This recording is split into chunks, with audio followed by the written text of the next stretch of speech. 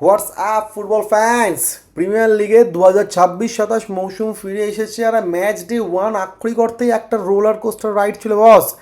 নতুন কোচ, নতুন সাইনিং আর ট্যাকটিক্সের ছড়াছড়ির মধ্যে প্রথম উইকেন্ড আমাদের বুঝিয়ে দিল এই সিজনটা জাস্ট পিওর সিনেমা হতে চলেছে।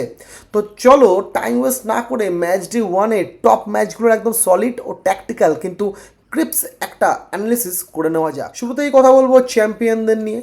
এমিরেটসে আর্সেনাল কভেন্ট্রি সিটিকে 3-0 গোলে উড়িয়ে দিয়ে প্রমাণ করে দিয়েছে চ্যাম্পিয়ন মেন্টালিটি একদম ইনট্যাক্ট আছে ওদের। কাই হাভার্টস, সাকা আর ক্যাপ্টেন ওডেগার্ডের গোল প্রমাণ করেছে আর্সেনালের ফরওয়ার্ড লাইন কেমিস্ট্রি কতটা ডেডলি। 65% পজিশন রেখে ওরা কভেন্ট্রিকে বলতে গেলে পাত্তাই দেয়নি। আর হ্যাঁ, মিকেল আর্তেতা মাত্র 249টা ম্যাচে প্রিমিয়ার লিগের নিজের 150তম জয় তুলে নিয়ে পেপ গার্দিওলা ইউর্গেন ক্লপদের একটি এলিট ক্লাবে ঢুকে গেছেন। এক কথায় আর্সেনালের শুরুটা ছিল একদম পারফেক্ট। এবার আসি এই উইকেন্ডের সবচেয়ে বড় shock. United fans, are you okay? I know আমি বুঝতে পারছি, ঠিক আছে, কিন্তু হ্যাঁ মানে প্রোমোটেড দল হাল সিটির কাছে 2-0 গোলে হার। Seriously?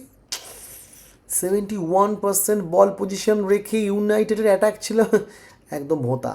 Michael Carrick false nine হিসেবে খেলিয়েছিল কুনিয়াকে, কিন্তু হাল সিটির ব্যাক ফাইভের সামনে সেটা আক্ষরিক অর্থেই ফ্লপ করেছে। আর ইউনাইটেডের সেট পিস ডিফেন্ডিং রীতিমতো সাস। সেমি আজাই আর নোবেল মেন্ডি জোড়া হেডে ইউনাইটেডের ডিফেন্স জাস্ট কোল্যাপস করে গেছে।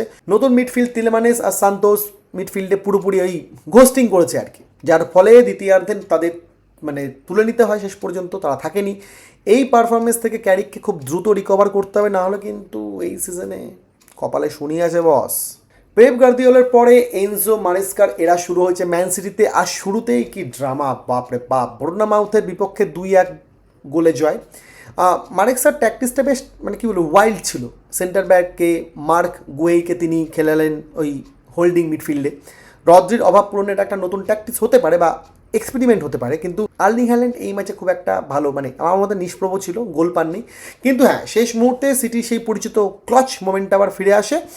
84 মিনিটে গুয়েই সমতা ফেরানোর পরে ইনজুরি টাইমের 91 মিনিটে গবার্দিওলের একটি ড্রামাটিক উইনার ম্যান সিটিকে 3 পয়েন্ট এনে দেয়। উল্টো দিকে স্ট্যামফোর্ড ব্রিজে নতুন বস জাবি আলোনসো শুরুটা একদম ছিল হেভি মেটাল ফুটবল দিয়ে।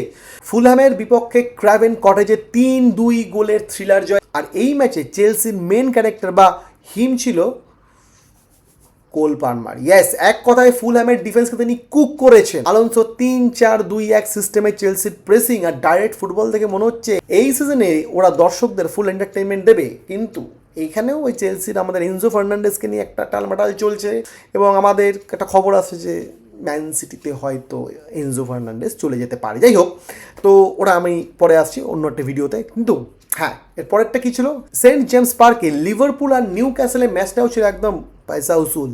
2-2 ড্র করে অ্যান্থনি ইয়ারলার লিভারপুল অধ্যায় শুরু হলো। নিউ ক্যাসেলের হয়ে এলেঙ্গা আর উইলক গোল করেন।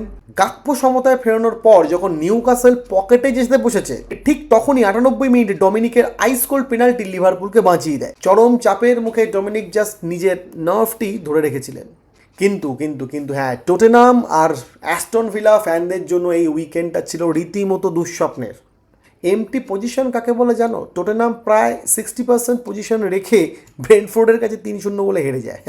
মানে পজিশন আছে বাট পেনিট্রেশন জিরো।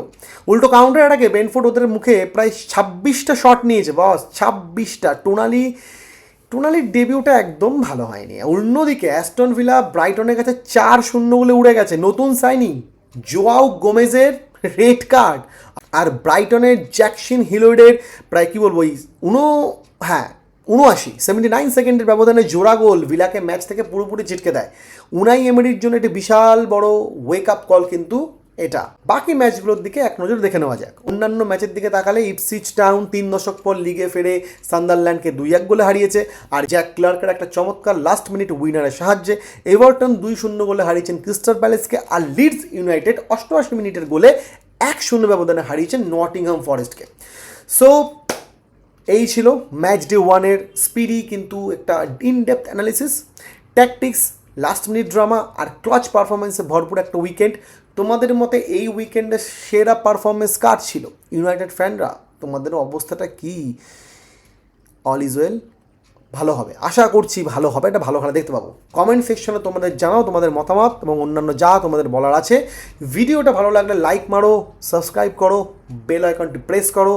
দেখা হচ্ছে পরের ভিডিওতে। Till then, good by.